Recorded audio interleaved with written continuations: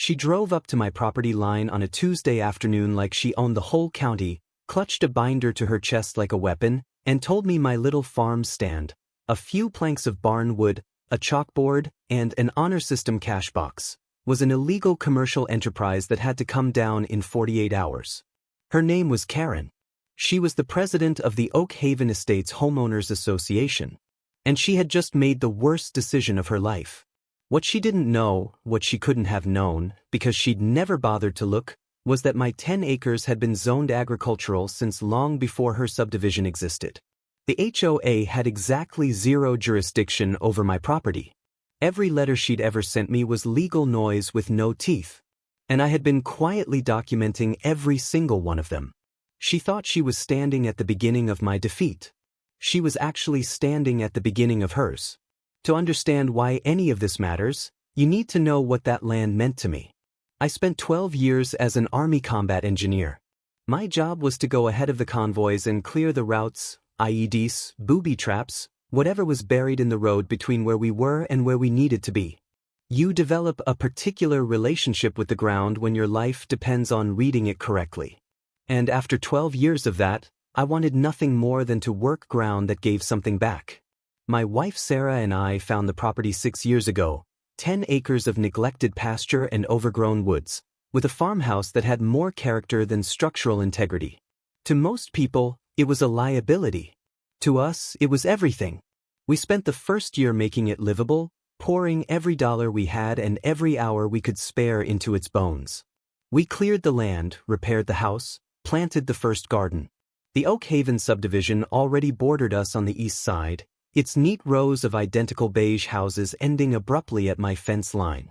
My property had never been part of their HOA. It was grandfathered in as a pre-existing agricultural parcel, an island of working land surrounded by manicured lawns and architectural review committees. In the early days, the neighbors were friendly. Their kids would line the fence to watch the chickens scratch around the yard. We were the farm people, a rustic curiosity they waved at from their driveways. The farm stand started 3 years ago with nothing more than a cooler of eggs and a coffee can for payment. Sarah began adding sourdough loaves on Saturdays. I planted a garden far bigger than 2 people could eat, and the surplus went on the stand. What grew from that was something I hadn't anticipated and couldn't have engineered if I'd tried, a genuine community gathering point. Neighbors I'd only ever waved to started stopping by to talk. We learned their names, their kids' names. It was exactly the kind of human connection I'd spent 12 years overseas missing. Then Karen got elected HOA president, and things changed. The first letter appeared tucked under my mailbox flag. It was written in that particular tone of bureaucratic menace disguised as neighborly concern, a friendly reminder that my 20-year-old pickup truck, parked in my own driveway, constituted an improperly stored commercial vehicle visible from the street. Never mind that the covenant she cited applied only to properties inside the HOA. Never mind that I didn't own property inside the HOA. I created a folder. I labeled it Karen. A week later, another letter. This one about my rooster, General Tso, whose morning crowing apparently violated their nuisance clause. Again, their rules, not mine. A rooster crowing on a farm zoned for livestock is about as surprising as an engine running in a parking garage. The letters kept coming. A notice about sunflowers exceeding the maximum fence height. A complaint about compost smell from 300 yards away. Each one a small probe, testing for weakness, mapping the terrain. I responded to none of them, but I documented all of them. Photos, dates, a running catalog of escalation. My time in the service had taught me one thing above all else about conflict. You don't win with emotion. You win with evidence. Sarah thought I should go talk to her. Try to find common ground. Maybe she just doesn't understand, she said. Sarah's always been the better of the two of us when it comes to assuming the best in people. But I'd seen this type before. The kind of person who mistakes a rulebook for authority and a title for morality. Every conversation with someone like that isn't an exchange. It's an opportunity for them to reassert dominance. So I stayed quiet, kept working, and kept building the file. She found her angle eventually. She always does, someone like that. The farm stand wasn't just a stand to her, it was a crack in the wall of her jurisdiction. A place where her neighbors came onto my terms, into my world, and interacted with something she couldn't regulate or control. For a woman whose entire identity was wrapped up in being the president of Oak Haven Estates, that was an intolerable offense. That's when the letters stopped being reminders and started being formal notices of violation, sent by certified mail, loaded with legalese she'd clearly copied from the internet. She was trying to bury me in paper. Classic intimidation tactic. And it was the moment I picked up the phone and called Marcus. Marcus had been my platoon sergeant for 6 years before a piece of shrapnel sent him home and, eventually, to law school. He's a compact, methodical man with a mind that cuts through nonsense the way a blade cuts through rope, quick, clean, final. When I read him excerpts from Karen's letters over the phone, he laughed. "She's building a paper tiger," he said. "She's counting on you not knowing your rights. She's about to be very disappointed." His strategy was elegant in its simplicity. Don't engage. Don't argue. Don't explain. Document. And while she keeps writing her little love letters, we go on offense. He drafted a formal request for the HOA's governing documents, financial records, and meeting minutes, citing the specific state statutes that require homeowners associations to maintain transparency. We didn't ask politely. We informed her of the date and time I would be arriving at her home to inspect those records, as required by law. We gave her 7 days to prepare. The silence afterward was almost unnerving. 2 weeks of no letters, no golf cart drive-bys, no passive-aggressive notes. Marcus said she was either panicking or talking to an attorney who was explaining how badly she'd miscalculated. Either way, compliance was legally required.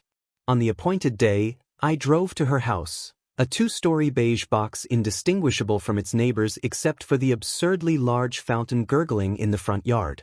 Karen met me at the door, pointed to a card table in her open garage, and told me I had 1 hour.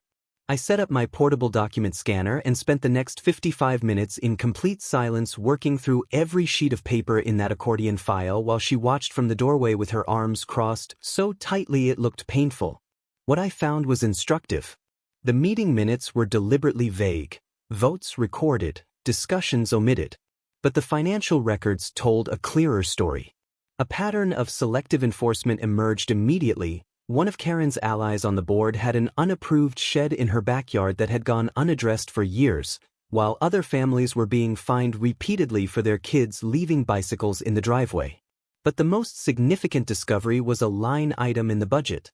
$15,000 listed as community beautification. $10,000 of it had gone to install the fountain in Karen's own front yard, which she designated a community common area.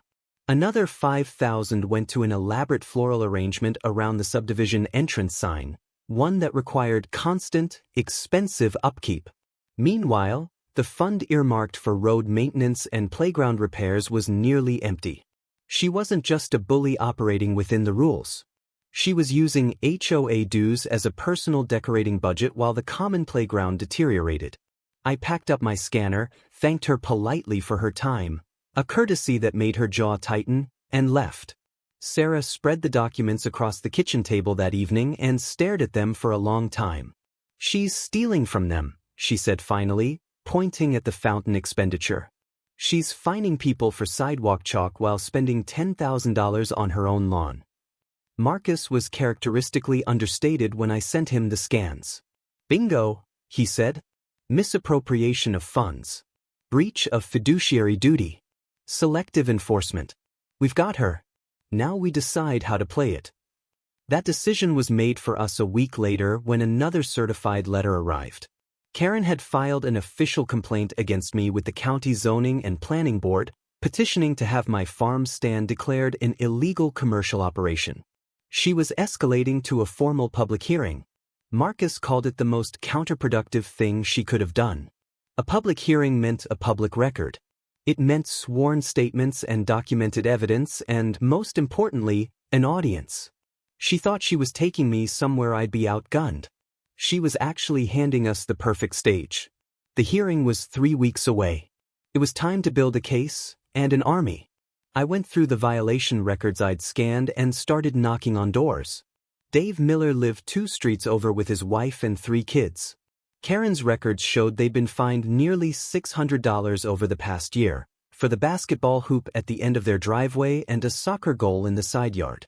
I found Dave on a Saturday morning pushing a mower across his front lawn.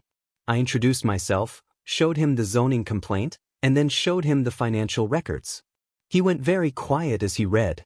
She cited my daughter for chalk drawings on the sidewalk. He said, almost to himself. Called it an unapproved modification to a common surface. I thought we were the only ones. That evening Dave and his wife came to my house, and they brought the Garcias, who had been cited for the wrong shade of white on their window trim. We sat around my kitchen table with the documents spread between us, and for the first time, they realized they weren't isolated victims. They were part of a deliberate pattern. The Garcias mentioned an elderly widower named Mr. Henderson who'd been hounded for months about his bird feeder. Karen had claimed it was attracting vermin. He'd finally taken it down, and his garden, once full of color and birdsong, had gone quiet and gray. Over the following week, our group grew quietly. We met in rotation so as not to draw attention. A young firefighter, a retired schoolteacher, a stay-at-home mom, a farmer, and a veteran building a case. We pooled our stories and our documents, created a timeline, cross-referenced everything. The picture it formed was damning in its consistency. Meanwhile, Marcus and I were building the formal defense. He dug into the county code and found the exact statutes defining accessory agricultural use, language that described my stand precisely.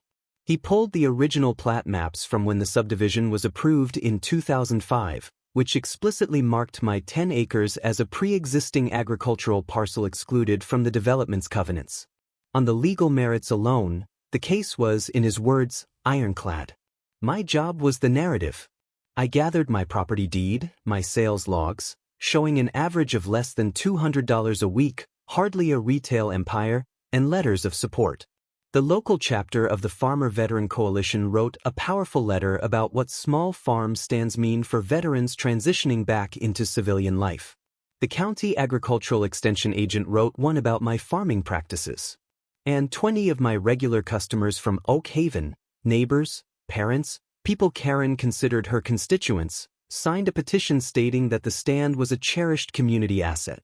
3 days before the hearing, Karen tucked a note in the cash box of my farm stand. Not even in an envelope, just folded and wedged into the handle like a taunt. Looking forward to seeing you at the hearing. I trust you'll have your dismantling equipment ready. I taped it to the front of my evidence binder. Perfect Exhibit A. The county zoning hearing room had the particular atmosphere of every bureaucratic space I've ever been in: gray walls, fluorescent lights, the smell of stale coffee and old paper. 5 board members sat at an elevated dais at the front. 3 men, 2 women, all looking vaguely like they had better places to be.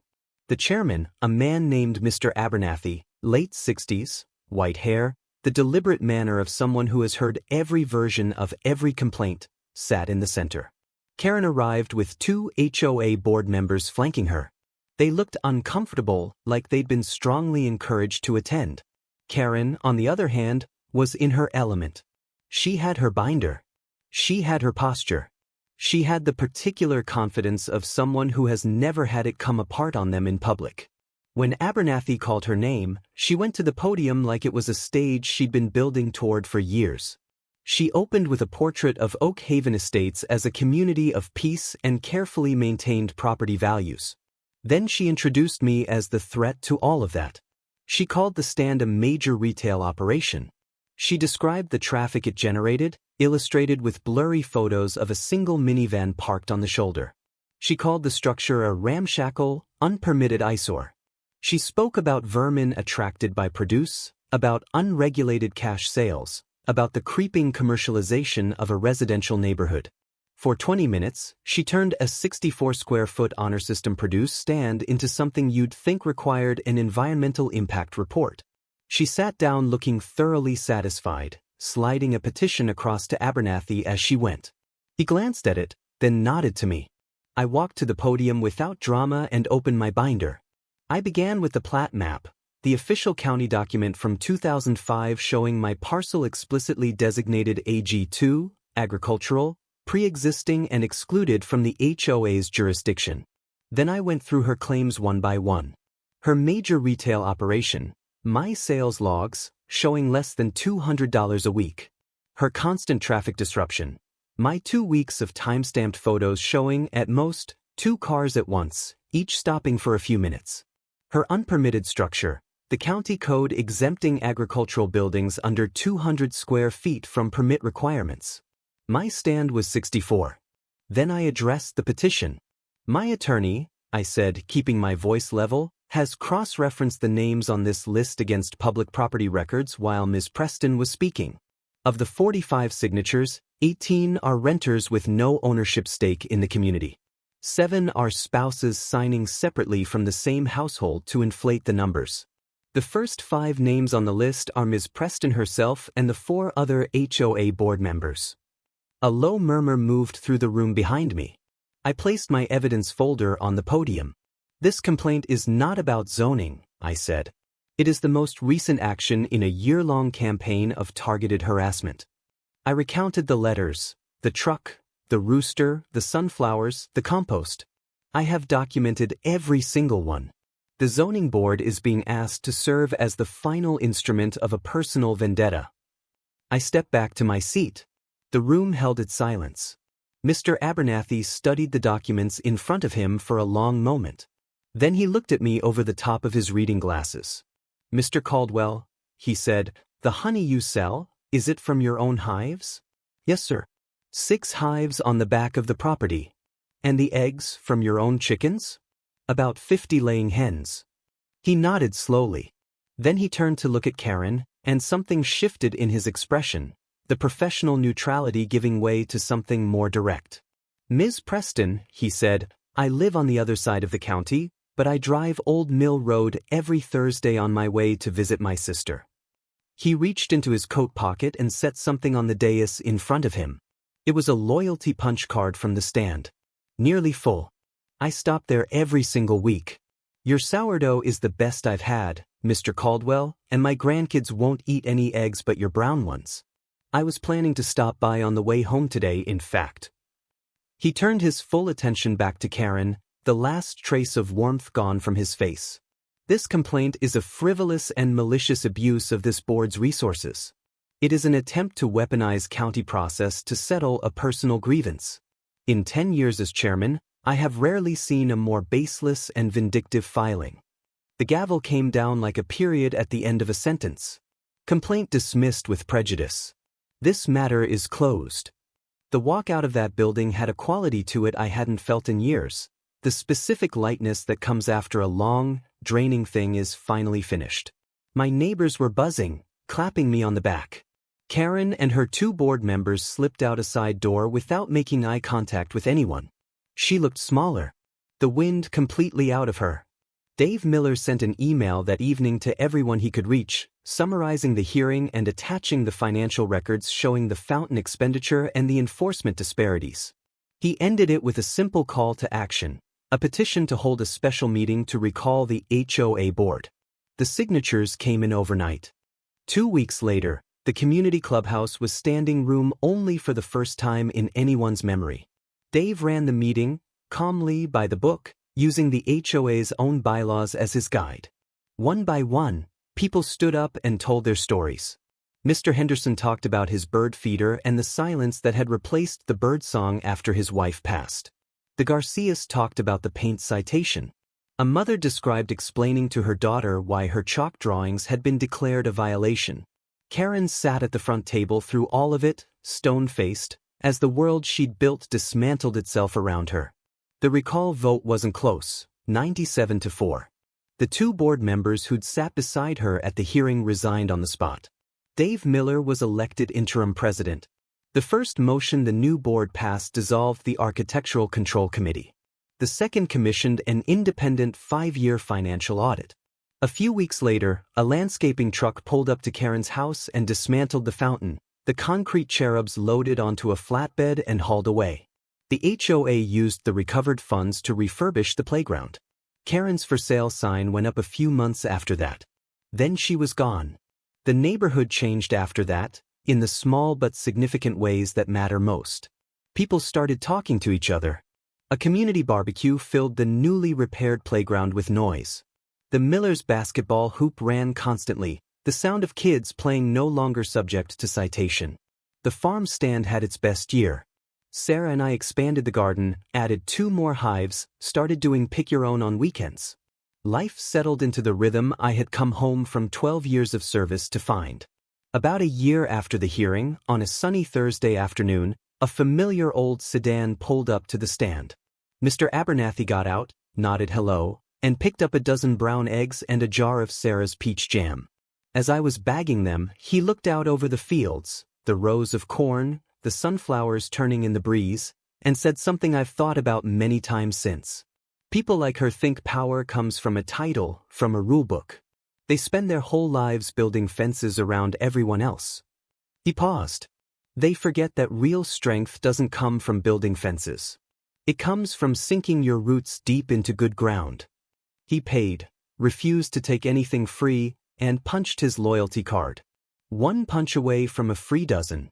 "See you next week, Jack," he said, and drove off down the gravel road. The chickens were clucking in the yard. The air smelled like rich soil and something growing. My roots were down. The ground was good.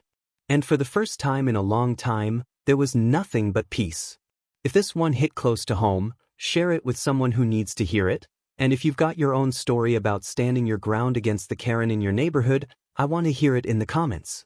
Subscribe so you don't miss what's coming next. It's worth showing up for.